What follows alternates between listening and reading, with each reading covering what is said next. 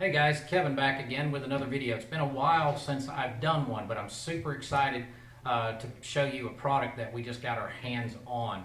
Some of you probably already know Ben Cudon, the ex-executive director for Rivera Primo. If you do know Ben, I offer my condolences. If you don't know Ben, you should. He's a pretty cool guy. Opinions vary. Anyway, I wanted to show you their newest product from American Prime Manufacturing, which Ben is now the owner and operator of. So here we have the new Compmaster clutch. Great thing about the Compmaster clutch, all the components of the clutch will completely interchange with the old Rivera Primo Pro clutches. So we dissect the clutch. You'll notice a diaphragm spring. Diaphragm springs offer a super smooth clutch pull and actually a very broad friction zone.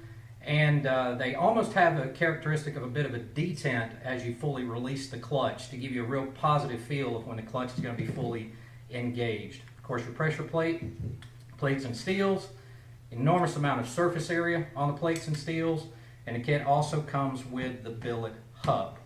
Now, we have tested this clutch behind 200 horsepower and have had absolutely no issues whatsoever. The thing is bulletproof, it works great.